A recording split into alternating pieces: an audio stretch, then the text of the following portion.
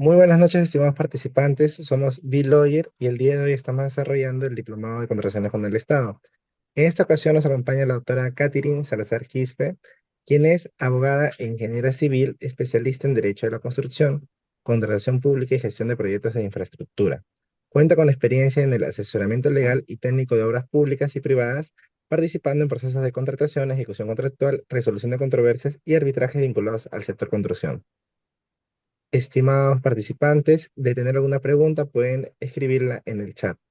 Estimada doctora, muchísimas gracias por acompañarnos. Le cedemos el uso de la palabra para que pueda iniciar la sesión. Muchas gracias, doctora. Listo, muchas gracias. Vete.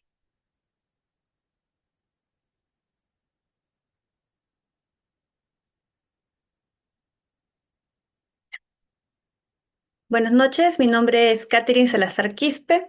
En esta oportunidad abordaré los mecanismos alternativos de solución de controversias aplicables en las contrataciones públicas, destacando la importancia práctica durante la ejecución contractual y su impacto en la gestión eficiente de los recursos del Estado.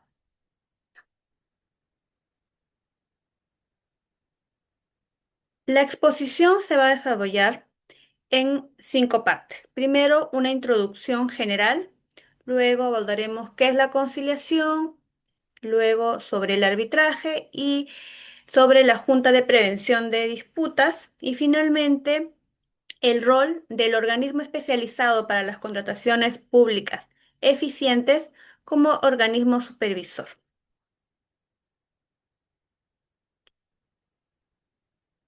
Quiero iniciar señalando por qué son importantes los mecanismos de solución de controversias en contrataciones públicas. Los mecanismos de solución de controversias, como la conciliación, el arbitraje y la Junta de Resolución de Disputas, cumplen una función estructural dentro del sistema de contrataciones públicas. No solo operan como una herramienta para resolver los conflictos, sino como instrumentos para fortalecer la seguridad jurídica y la continuidad en la ejecución de la obra, bien o servicio que contrate el Estado. En ese escenario, es que se busca asegurar el uso adecuado de los recursos públicos.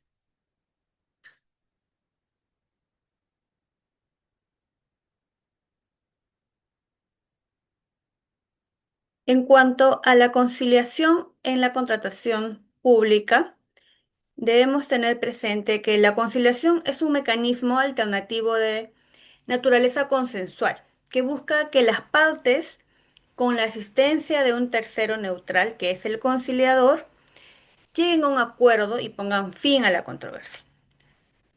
Tengamos presente que la ley de conciliación señala que son materias conciliables aquellas que son de libre disposición y que en cuanto a contrataciones públicas deben regirse dentro del marco de la ley de contrataciones públicas. La conciliación en este marco especial resulta relevante porque permite resolver disputas sin escalar a instancias más complejas y costosas como el arbitraje, siempre que la materia sea conciliable y exista una voluntad de las partes. Este mecanismo es importante tener en cuenta que es más rápido, es más flexible, tiene un enfoque colaborativo, lo cual resulta importante sobre todo en contratos de obra o de servicios que tienen una continuidad y este factor es un factor muy crítico, el tema del tiempo. En ese escenario quiero hacer hincapié sobre cuáles son las materias conciliables. ¿Qué se puede conciliar? Se puede conciliar resolución de contrato, ampliaciones de plazo, em, ampliación de plazo tanto en cualquiera de los tipos de contrataciones. Recepción y conformidad de la prestación, recepción de obra, valorizaciones o metrados, liquidación de contratos. En general, los que versen sobre las obligaciones de las partes en la ejecución del contrato. Para el caso de contratos menores, que son aquellas contrataciones menores a 8 ITs, la norma te dice que las partes tienen que pactar la conciliación como mecanismo de solución de controversias. Eso es importante porque la norma hace una diferenciación especial en que estos contratos se resuelvan a través del mecanismo de conciliación, algo que no necesariamente las partes van a recurrir en el caso se encuentren en un contrato de obra. Las partes, si bien en el convenio pueden establecer como mecanismo la conciliación o el arbitraje, las partes pueden irse directamente al arbitraje. No necesariamente tienen que pasar por el proceso de conciliación. ¿Por qué? Porque dada la naturaleza del contrato menor, eh, se tiene que hacer una evaluación costo-beneficio para llegar a un acuerdo. En el caso de materias no conciliables, tenemos a las materias relacionadas a las prestaciones adicionales. ¿Y cuáles serían? Enriquecimiento sin causa, em, o enriquecimiento indebido, pago de indemnizaciones o cualquier otra de similar naturaleza, dado que estas van a ir al Poder Judicial. Tampoco es materia conciliable la nulidad del contrato, que esta se ve en arbitraje.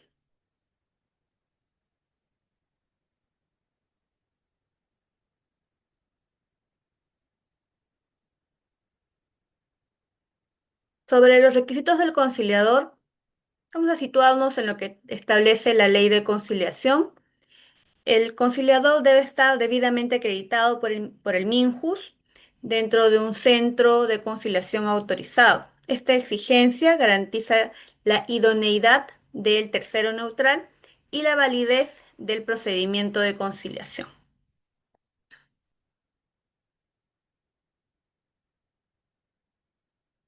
El análisis costo-beneficio. Una conciliación es viable en la medida que las partes lleguen a un consenso. Esto lo vengo ya repitiendo. ¿Por qué? Porque si las partes no hacen un adecuado análisis de costo-beneficio, no van a poder llegar a un acuerdo. ¿Qué se debe tener en cuenta para hacer este análisis? ¿Cuánto me va a costar en tiempo y recursos si es que yo no llego a un acuerdo en esta etapa, que es en la etapa de la conciliación? Voy a tener que pagar árbitros o árbitro, dependiendo de la cláusula arbitral. Eh, ¿Cuánto tiempo puede demorar? Si he pactado en función del centro o de las controversias, puede que no sea un año, sean 2 años, y una vez que gane y tenga el laudo, puede que me demore otro tiempo en la ejecución del laudo, si es que alguna de las partes no decide irse a un recurso de anulación, ¿no? Otro factor, ¿cuál va a ser la expectativa razonable de éxito en la sede arbitral? Dentro de la evaluación de las pretensiones que yo quiero llegar a un acuerdo, debo tener con claridad que si yo recurro al arbitraje, ese caso lo tengo que ganar. Porque si existe una posibilidad de que no tenga todos los medios probatorios suficientes, por más que tenga la razón, es posible que en sede arbitral no obtenga el resultado que estoy buscando. Entonces, es un factor importante antes de irse a un arbitraje, si es que has llegado a la etapa de conciliación previa para intentar llegar a un acuerdo, es tener claridad cuál va a ser la expectativa razonable. Y lo otro, la conveniencia de resolver la controversia mediante conciliación. Esto último es importante considerarlo cuando el contrato está vigente, sobre todo. Porque, ¿qué sucede? Sucede que si estamos en un escenario en el cual es una ampliación de plazo de una prestación de servicios, por ejemplo, en el cual si yo no llego a un acuerdo sobre esto, puede que posteriormente me genere un tema de resolución de contrato y la prestación no se llegue a dar. Entonces, la entidad también tiene que evaluar, ¿hubo algún error en el procedimiento por parte de la entidad? En el caso del contratista, ¿se cumplieron con todos los requisitos, ¿no?, legales para solicitar esta ampliación de plazo? Y si esto, yo por no llegar a un acuerdo conciliatorio, continúo y lo llevo a arbitraje, ¿esto qué va a impactar en en esta ejecución que tengo todavía vigente? Entonces, son todos esos puntos que ambas partes tienen que tener en consideración para poder viabilizar un acuerdo que permita darle una solución en beneficio de la ejecución del contrato. Ahora, ¿cómo se lleva a cabo este procedimiento de conciliación en el marco de contrataciones públicas? La parte que presenta una solicitud de conciliación conforme a lo que establece la ley de conciliación, efectúa un formulario o presenta una comunicación al centro de conciliación ante el conciliador, y en este acto le eh, detallan cuál va a ser la fecha en la cual van a realizar la audiencia. Esta es una audiencia. En ese escenario, la otra parte tiene que efectuar justamente ese análisis, ¿no? Habiendo recibido la invitación a conciliar, ese análisis de costo-beneficio. Se lleva a cabo la audiencia de conciliación, ¿no?, en la medida que las partes participen en esta audiencia, porque si una de las partes no participa, no llega a la fecha de la audiencia, se va a volver a hacer una segunda citación para que se llegue a un acuerdo. En el caso de llegarse a un acuerdo, el resultado de este acuerdo se va a registrar en la Pladicop.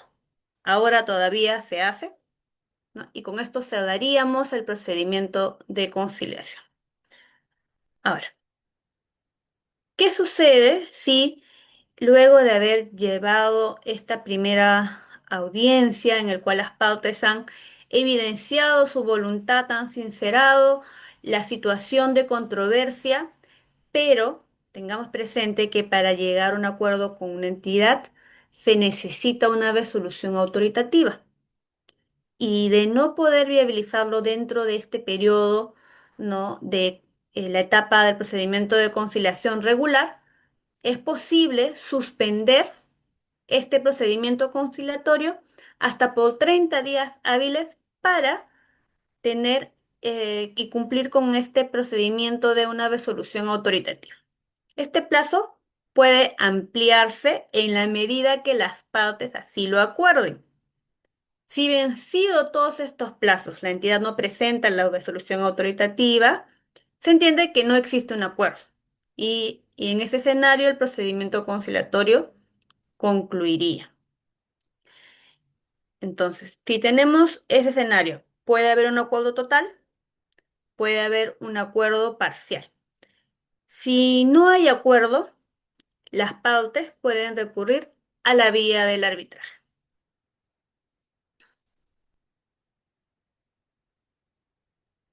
Sobre el tema de la conciliación, finalmente resaltar que hay una obligación de registro en el SEAS.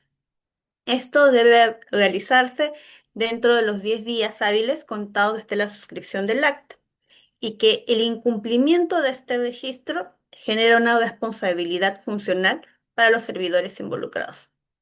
Esta exigencia busca garantizar la transparencia de las actuaciones y de la solución que finalmente las partes adoptan en el marco de contrataciones públicas.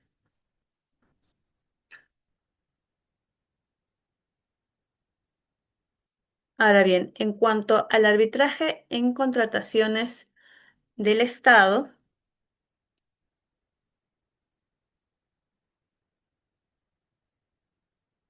debemos tener en cuenta que el arbitraje es un mecanismo de solución de controversias mediante el cual un tercero imparcial emite una decisión especializada y vinculante conocida como laudo arbitral.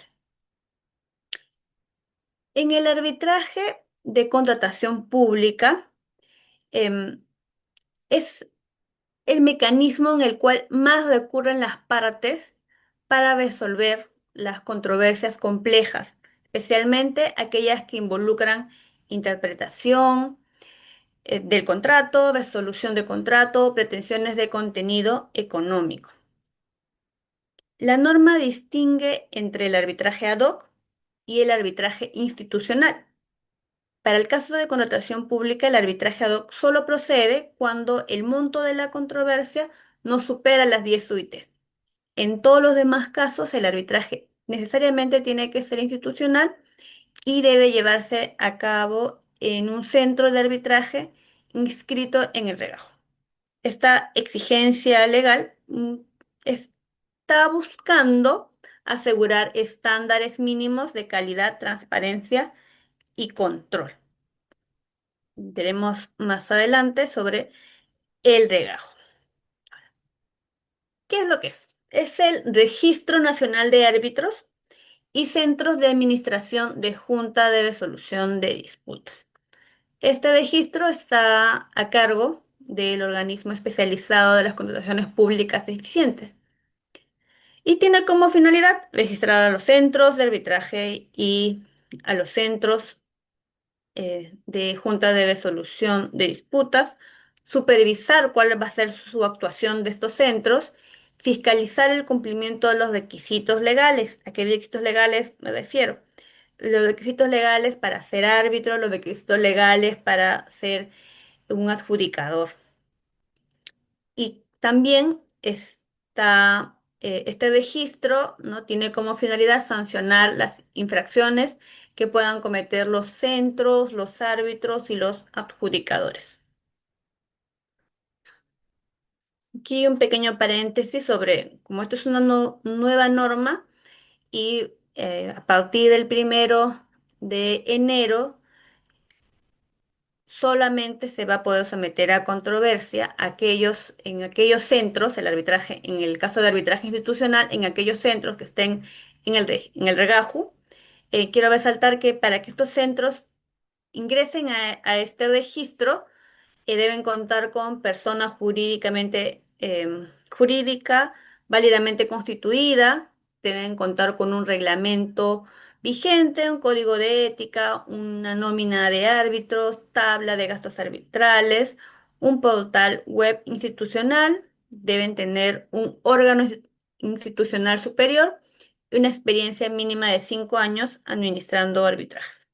Cuando el monto del arbitraje supere las 2.000 UITs, hacer un arbitraje complejo, el centro debe acreditar una certificación internacional de gestión de calidad y una certificación en sistema de gestión antisoborno.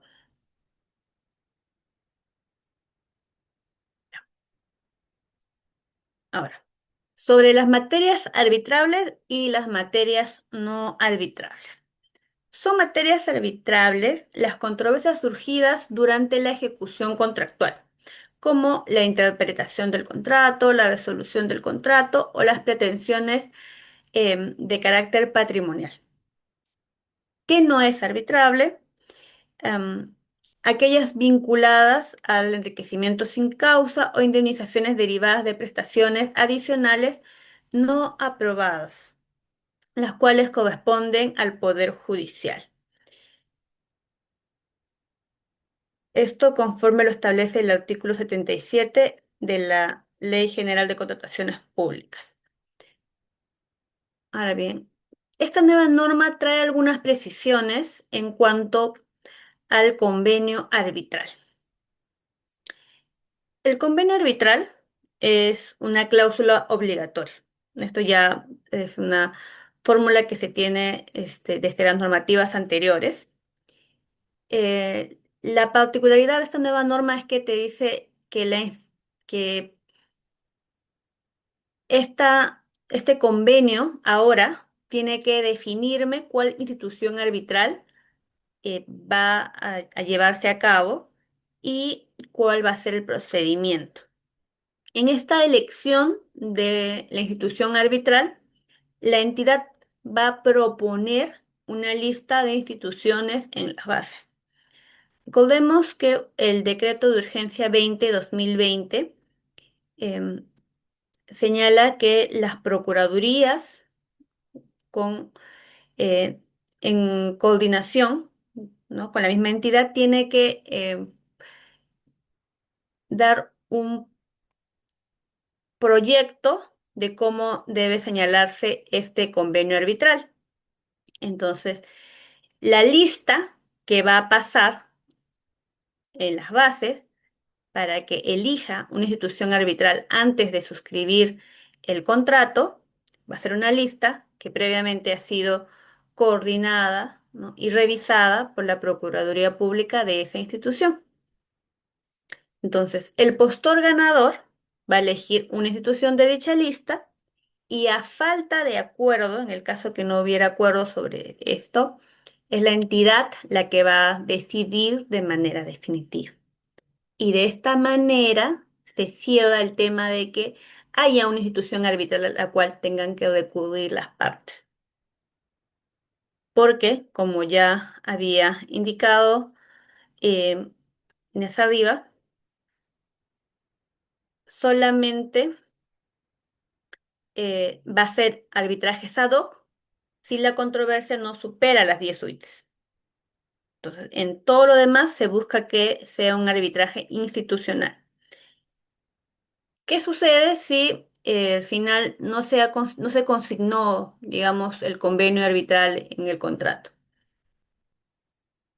Pues la parte que solicita iniciar un proceso arbitral puede ir a iniciar el proceso arbitral a cualquier centro de la lista que se encuentra en el regajo. Pero sí o sí tiene que ir a un arbitraje institucional. Ahora, también esta nueva norma te dice puedes efectuar estipulaciones adicionales. Las partes pueden pactar modificaciones al convenio arbitral. ¿Cuál es el límite de este pacto? No contravenir la normativa de contrataciones públicas ni la Ley General de Arbitraje.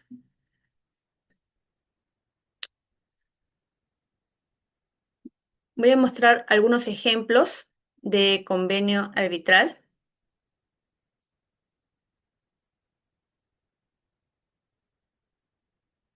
El primero tenemos es un convenio arbitral sucinto en el que básicamente te dice que el arbitraje va a ser organizado por el Centro de Arbitraje de la Cámara de Comercio de Lima. Eso es todo. Lo que se entiende que va a ser de conformidad con sus reglamentos, estatutos vigentes. Recordemos que cada centro tiene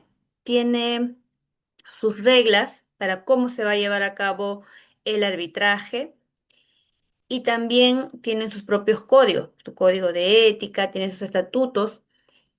Todo eso lo va a ver ya el centro una vez que se presente la solicitud de arbitraje. Con este convenio, las partes pactan de que la solución a sus controversias, en el caso de recurrir a la vía del arbitraje, va a ser conforme a las reglas que establece el Centro de Arbitraje de la Cámara de Comercio. Ahora, en el otro caso, ¿qué me dice? Mira, va a ser llevado a cabo por el Centro de Análisis y Resolución de Conflictos de la Pontificia Universidad Católica del Perú, conforme a sus reglamentos y estatutos vigentes. Ya. Pero hace estipulaciones adicionales. ¿Qué me dice? Expresamente dice, no es aplicable el árbitro de emergencia o cualquier denominación similar, ¿no?, debiendo las partes acudir al Poder Judicial para solicitar medidas cautelares antes de la constitución del árbitro único o tribunal, conforme a la Ley 1071. Con esto buscan que ya no se pueda ir a este mecanismo especial que es el árbitro de emergencia. ¿Qué otra estipulación han pactado en este convenio arbitral que les muestro? Te dice, ninguno de los plazos procesales que se fijen en el proceso arbitral podrán ser menores a 5 días hábiles. Las excepciones, objeciones al arbitraje cuya estimación impida entrar en el fondo de la controversia es resuelta mediante laudo parcial al finalizar la etapa postulatoria y antes de que se fijen los puntos controvertidos del proceso, no pudiendo el árbitro único o tribunal arbitral disponer su resolución en el laudo final. El árbitro único, tribunal arbitral, deben pronunciarse en el laudo final sobre las medidas cautelares dictadas antes o durante el arbitraje y que estuvieran aún vigentes. Esta última estipulación está enfocada en cómo se va a llevar a cabo el arbitraje y, y eso es por acuerdo de las partes. Esto es importante porque no es recién cuando surge la controversia, cuando ya estás en el arbitraje y te pones a revisar cuántos días vamos a pactar, ¿no? De común acuerdo para determinados plazos, sino desde antes, desde el convenio arbitral, estamos dejando constancia de que ningún plazo puede ser menor a 5 días, para empezar, ¿ya? Y sobre eso van a llegar a un acuerdo posterior sobre los plazos. Entonces, esos son dos ejemplos de convenio arbitral y de cómo con esta nueva ley se van a ir formulando los arbitrajes conforme lo establece cada entidad en sus respectivas bases. Ahora, sobre los requisitos para el árbitro, em, la ley señala que el árbitro debe integrar la nómina de un centro inscrito en el regajo y que también debe cumplir los requisitos establecidos en la ley y el reglamento. Dentro de estos requisitos tenemos que tenga un título profesional inscrito en SUNESO, experiencia mínima de 3 años en contratación pública. Para árbitro único o presidente se requiere que además cuente con ser un profesional en derecho especializado en derecho administrativo, arbitraje y contrataciones del Estado. Brevemente sobre los impedimentos para ser árbitro. Puede ser árbitro los magistrados, fiscales, ¿no? Con excepción de jueces de paz. Los funcionarios públicos con conflictos de intereses. Personas con antecedentes penales. Los árbitros sancionados o excluidos del regajo. Y los árbitros con más de 3 recusaciones fundadas en los últimos 2 años.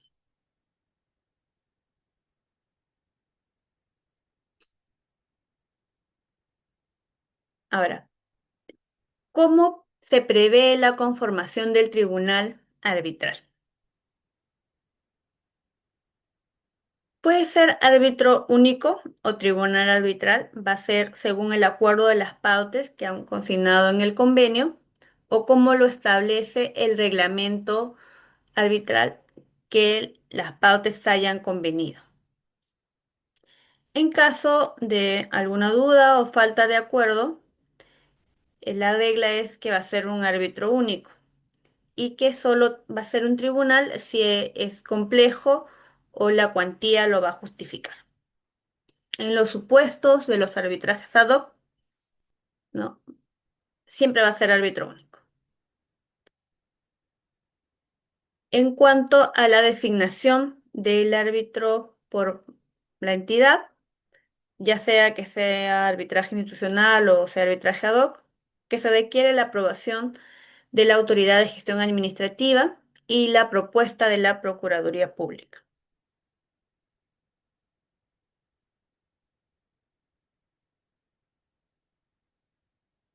¿Cómo se desarrolla el proceso de arbitraje? Les muestro una pequeña línea de tiempo súper sucinta para explicar cómo se realiza el proceso arbitral. Inicia con la solicitud de arbitraje. La parte que quiere someter a controversia presenta una solicitud de arbitraje ante el centro lo traslada, ¿no? Luego de que haya verificado que haya cumplido con todos los requisitos que el centro le exige para que la otra parte presente su respuesta. Luego de su respuesta, ¿no? En esta primera etapa, cada una de las partes ha designado su árbitro, ¿ya? Al designar cada uno su árbitro, en el caso que nos encontremos en un escenario de tribunal arbitral, se va a constituir el tribunal arbitral.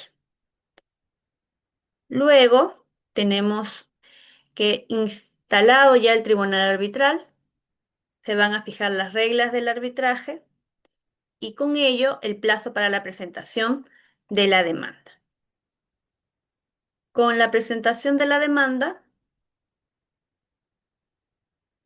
posteriormente vamos a tener la contestación de la demanda. Pero puede suceder que en esta contestación de la demanda también presente una de convención. Y en ese escenario podría presentar una contestación a esa de convención. Algunos árbitros o centros consideran los escritos de réplica y dúplica. Sin perjuicio de ello, es que una vez que tengamos los escritos postulatorios, que son estos escritos de demanda, contestación de demanda, el escrito de convención, réplica, dúplica, contestación a la de convención, se va a llevar a cabo una audiencia. La audiencia puede ser a su vez dividida en una audiencia de ilustración em, o puede ser una audiencia única también. Luego de haberse realizado la audiencia, van a presentar escritos finales. Luego de ello se cierran las actuaciones y se da un plazo para dictar el laudo.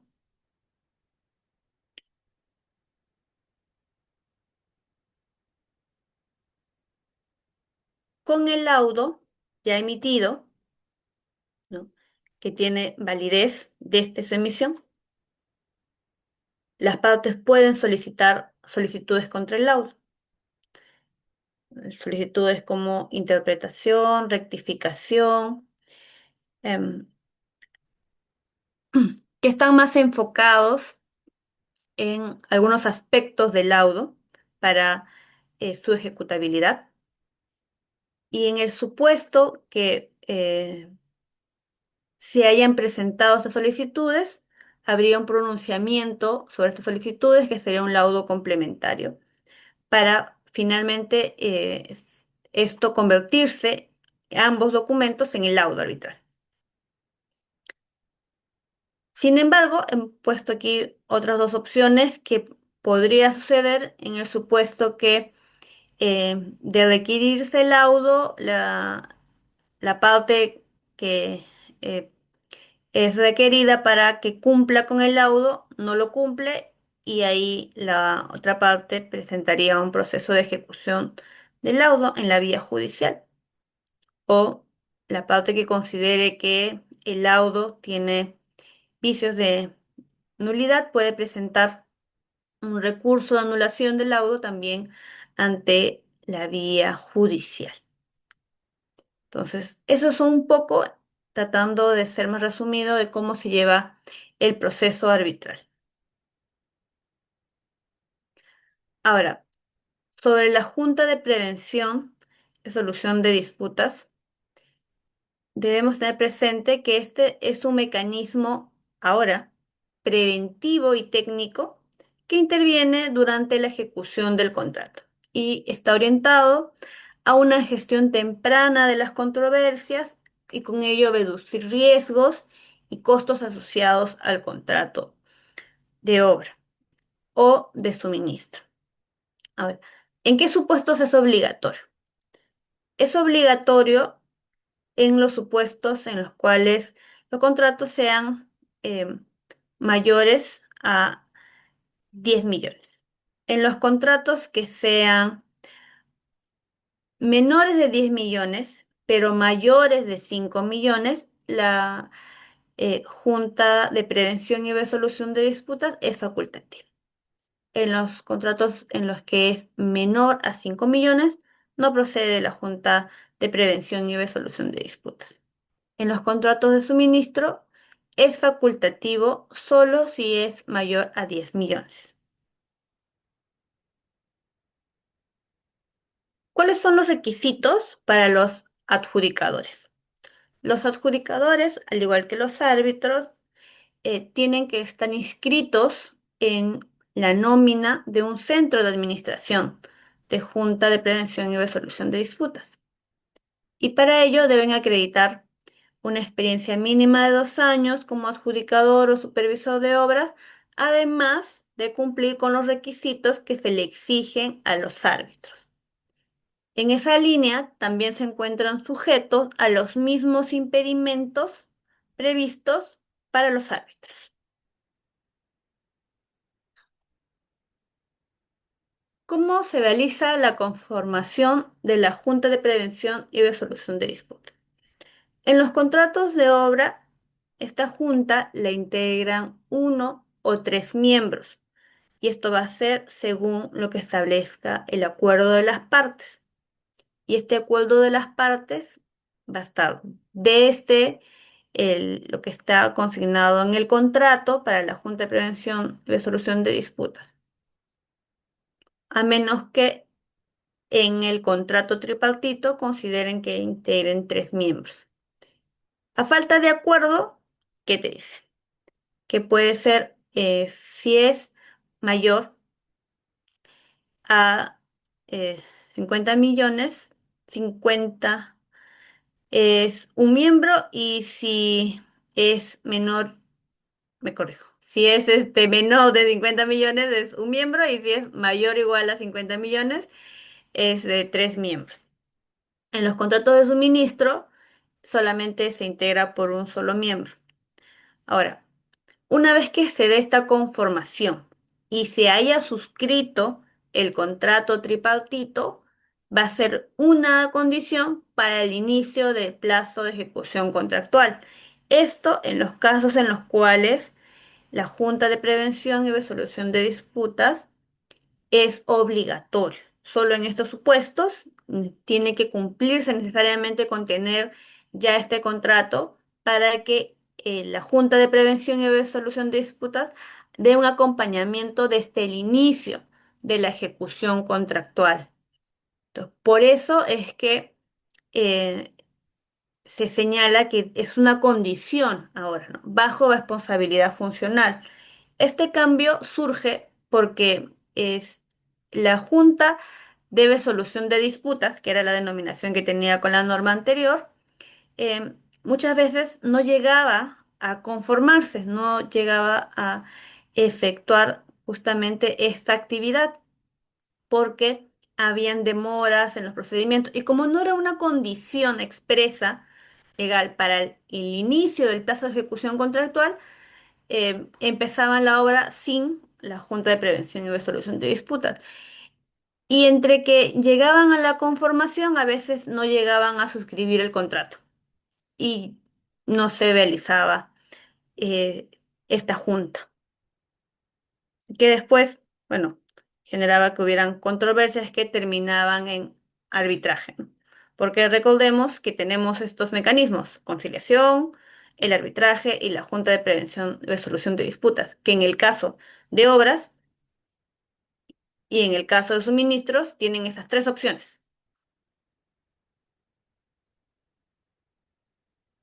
Ahora, justamente enfocándonos en qué es lo que se somete a Junta de Prevención de Resolución de Disputas, tenemos que están referidas a las controversias surgidas durante la ejecución del contrato, por eso desde el inicio, y está más pensado en las disputas técnicas o económicas o contractuales, como por ejemplo valorizaciones, suspensión de plazo, adicionales, em, problemas referidos a carácter técnicos especializados que puedan surgir durante la ejecución de la obra a efectos de que también sean preventivos, que no puede ser sometido a Junta de Prevención de Resolución de Disputas. Las pretensiones referidas a em, la falta de aprobación de prestaciones adicionales que estén por parte de la Contraloría General de la República, dado que éstas tendrían que ir al Poder Judicial. Y la nulidad del contrato, ¿no? Que esto solamente puede verse por arbitraje, nada más, exclusivo del arbitraje la nulidad. ¿Cuáles son las actividades de la Junta de Prevención de Resolución de Disputas?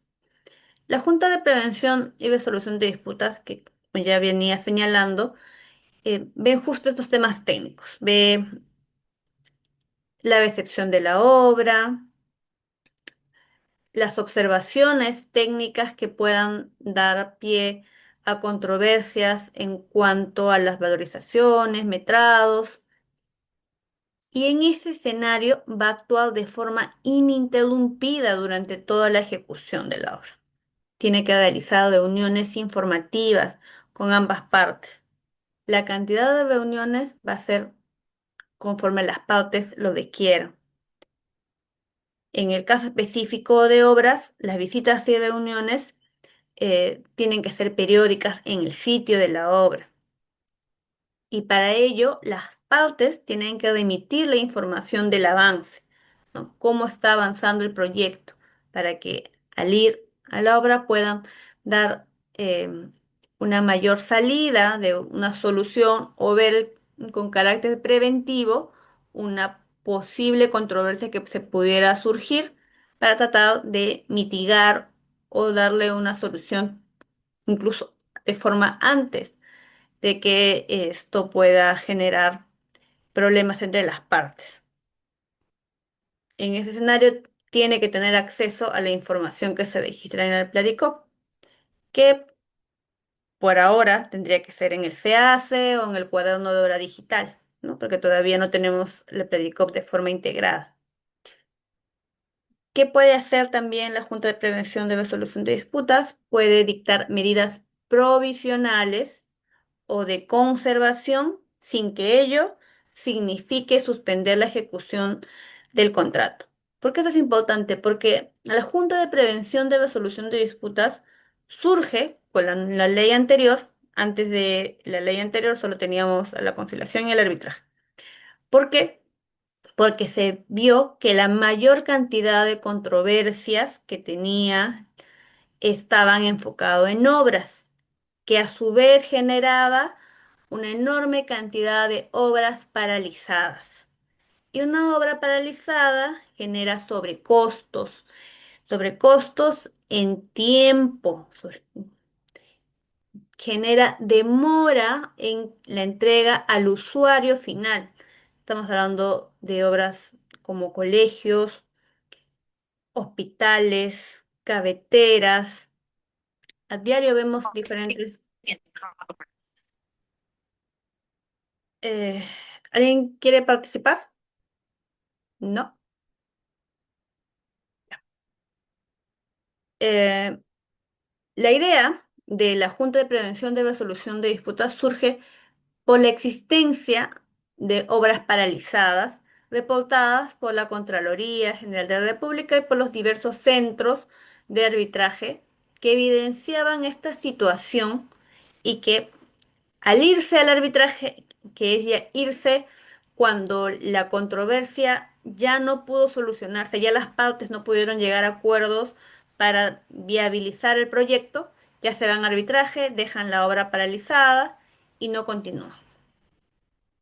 Entonces, en ese escenario es que el objetivo como tal no es que se suspenda la ejecución del contrato, sino que el contrato de ejecución de obra continúe. Se busca que la obra se realice. Y si hay algún tema posterior, recién se vaya al arbitraje. La Junta resuelve, emite una opinión y señala que corresponde la ampliación de plazo otorgada. Para poner un ejemplo, de 60 días. Y la entidad no está de acuerdo. Considera que solo debe haber sido los 10 que inicialmente la entidad hizo el cálculo. Bueno, lo puede ver al finalizar yéndose a la vía del arbitraje. Pero esto no va a afectar que continúe la ejecución. Penalidades, lo mismo. Entonces, lo que se busca es que todas las controversias, incluso que puedan surgir en desacuerdo de la Junta de Prevención de Resolución de Disputas, se lleguen a ver en arbitraje, pero que mientras el proceso de ejecución esté vigente, se pueda culminar con el proyecto. Entonces, es tener un ente especializado, que serían los adjudicadores,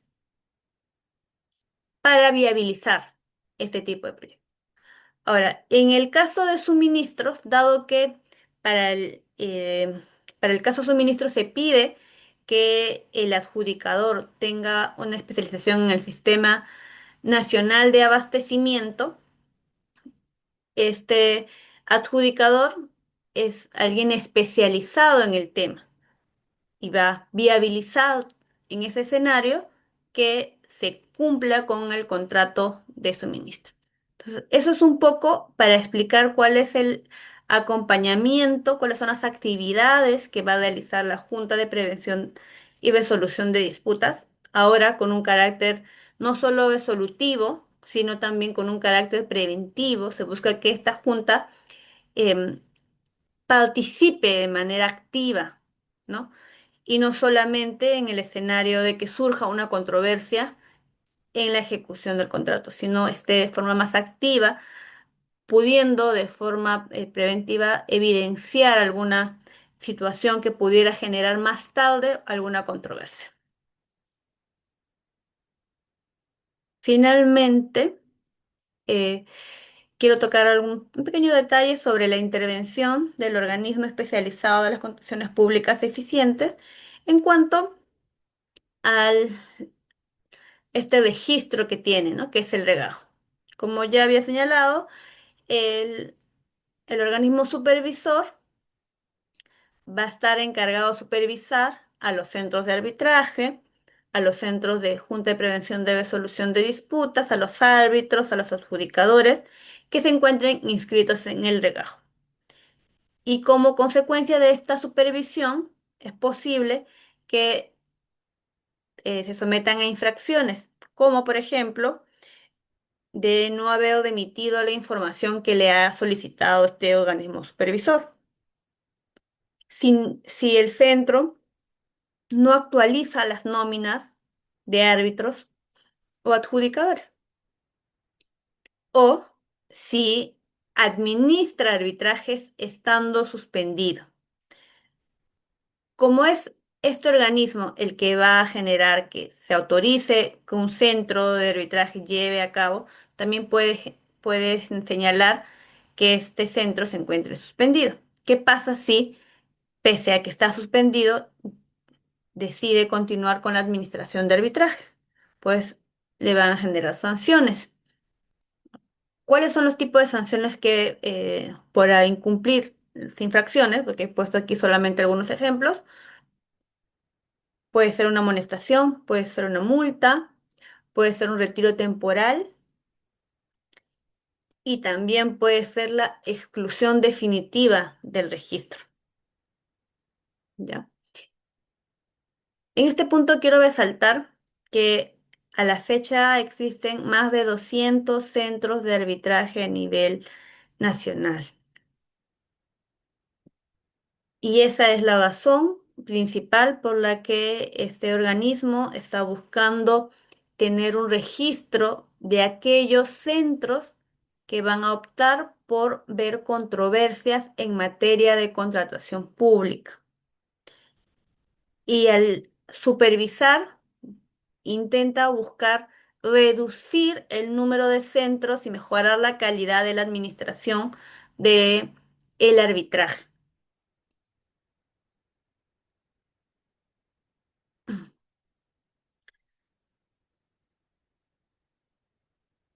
Porque finalmente lo que se busca, ¿no? Para esto, para concluir, es que los mecanismos alternativos de resolución de controversia continúen siendo los pilares fundamentales de la contratación pública eficiente para continuar siendo transparente y que esté orientada a los resultados.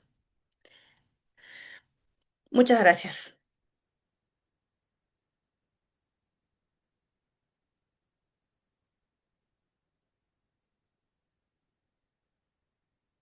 Muchas gracias, estimada doctora, por la presentación. Nos han efectuado una pregunta, lo cual sería, ¿cuáles son las causales de anulación de un laudo arbitral que suelen ser utilizadas indebidamente como una segunda instancia en el sistema judicial?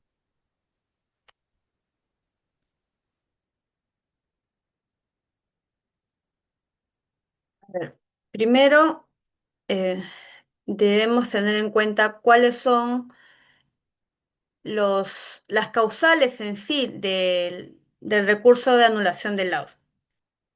Sobre esta, la ley de arbitraje te señala como causales que el convenio arbitral es inexistente, nulo, anulable, inválido o ineficaz. Que como otra causal, que una de las partes no ha sido debidamente notificada, el nombramiento de un árbitro o de actuaciones arbitrales, o no ha podido por cualquier otra razón hacer valer sus derechos. La causal B, que es la que acabo de señalar, es una causal que ha generado que em, las partes consideren que pueden cuestionar la motivación del laudo, como señalando que no han podido ejercer su derecho a un debido proceso, ¿no? Porque dentro del debido proceso se requiere el derecho a la motivación. Pero sobre eso ya hay diversos pronunciamientos por parte de las salas comerciales. Eso es el indicador más importante. También tenemos otras causales, ¿no? Pero recordemos que las causales tienen que ser taxativas, ¿no? No es posible irse por causales fuera de lo que te establece la ley de arbitraje. La causal C, que está más referida a la composición del tribunal arbitral o de actuaciones que no se han ajustado al acuerdo de las partes o al reglamento de arbitraje aplicable. La causal D, si es que no, si es que se ha resuelto por materias eh, sobre materias que no son sometidas a decisión del tribunal, es decir, se ha pedido tres cosas y el tribunal termina pronunciando sobre cuatro, ¿no? Claramente ahí habría una situación de una causal. Sobre la causal E, que estaba más referida a que ha resuelto sobre materias que por ley son manifiestamente no susceptibles de arbitraje, como por ejemplo lo que señalaba sobre enriquecimiento sin causa, ¿no? Que derivan de adicionales no aprobadas por la Contraloría General. Por ejemplo, eso no puede resolverse en el arbitraje. Luego tenemos la causal F, que te señala que según las leyes, el objeto de la controversia no es susceptible de arbitraje. Entonces, esto no está pensado tanto en contrataciones con el Estado, porque en contratación del Estado está más específico qué materias son arbitrales o no. Eh, y la G, que dice que la controversia ha sido decidida fuera del plazo pactado por las partes. Esto ya es un escenario un poco de negligencia por parte del tribunal, ¿no? Que sí generaría un tema de una anulación del laudo, pero son muy pocos, muy poquísimos los casos que se ha advertido este escenario. Entonces, eso es un poco para evidenciar las principales, bueno, las causales como tal de anulación del laudo. Muchas gracias, estimada doctora. Tenemos una pregunta final. Indica, muy buena ponencia. Tenía una pregunta. ¿Cómo un centro de conciliación extrajudicial privado, autorizado por el MINJUS, puede llegar a tener la especialidad en contrataciones públicas. Tengo entendido que solo existen dos especialidades, que son civil y familia. Pero en contrataciones públicas, ¿cómo se puede llegar a tener esta especialidad? Muchas gracias por la respuesta. A ver, em, no es tanto que tengas la especialidad. Em, el conciliador, me presento, yo también soy conciliadora. El conciliador tiene una formación que es la formación de, para conciliación extrajudicial general, ¿ya?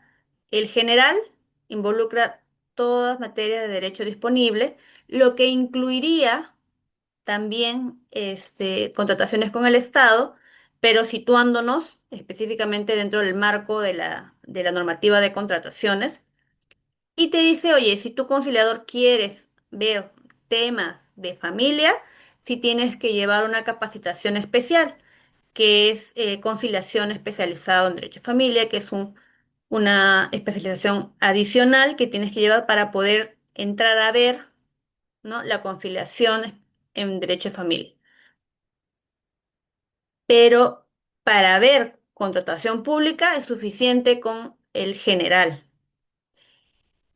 Y para un centro de conciliación, si es que llega a presentarse una controversia en materia de contratación pública, lo puede realizar cualquier conciliador, porque para que esté dentro de su registro y esté en su nómina, necesariamente tendría que haber llevado la capacitación en contratación, en conciliación extrajudicial general. Con eso es suficiente para que pueda ver este procedimiento y llevar a cabo este procedimiento conforme a las reglas que dice la ley de contrataciones públicas. Recordemos que al final, en el caso de conciliación, son las partes las que van a generar que haya o no un acuerdo. El conciliador, en el caso, es solamente alguien que va a viabilizar el procedimiento, ¿no? Esto pensando en que de ser necesaria una resolución autoritativa, pues va a suspender, ¿no?, el procedimiento para viabilizar que las partes lleguen a un acuerdo. Pero lo que se busca como tal en una conciliación es que sean las partes quienes decidan, ¿no? Eso es un poco para darle la orientación, que es algo muy diferente para el caso de familia, porque en el caso de familia, sí a veces el conciliador llega a tener un rol un poco más protagónico para viabilizar el acuerdo de las partes, y por eso es que sí requiere de una capacitación especial. Eso sería, con eso absolvería la consulta. Muchas gracias, estimada doctora. Hay una pregunta adicional, la última. Señala, ¿qué pasa cuando las dos partes, independientemente, inician el procedimiento para resolver el contrato? Notifican al procedimiento y seguidamente resuelven el contrato. En estos casos, ¿cuál de ellas iniciaría el arbitraje o podría darse el caso que se inicie el arbitraje con la parte que invite primero? A ver. Si ambas partes resuelven el contrato, primero hay que tener presente que em, el que resuelve primero eh, va a tener que iniciar primero el arbitraje. Ahora, proceso, en el proceso, si es que el primer proceso está, inicia rápidamente, es decir, dentro de los 30 días hábiles que tiene ahora para someter a controversia, ¿ya? Y ya se llega a instalar, ¿no? Incluso presentar la demanda, ahí puede presentar, ¿no?, en reconvención la otra parte su controversia sobre la resolución de contrato. Pero si no es así y ya está por vencer tu plazo, es que tienes que iniciar también una solicitud de arbitraje y, y una vez iniciado puedes pedir la consolidación para que sea un solo proceso, pero hay que hacerle seguimiento a los plazos. ambas partes, ¿no? Tienen que verificar que se encuentren en los plazos para poder solicitar su arbitraje, ¿no? Ese sería en el caso de una resolución de contrato en el cual ambas partes han pedido la resolución. Eso sería. Muchas gracias, estimada doctora. Esas serían todas las preguntas. De parte del equipo de Biloyer, queremos extender nuestro agradecimiento por el apoyo que siempre nos efectúa. Muchas gracias, doctora, y tenga una excelente noche. Gracias a ustedes. Hasta luego, doctora. Pues. Hasta luego.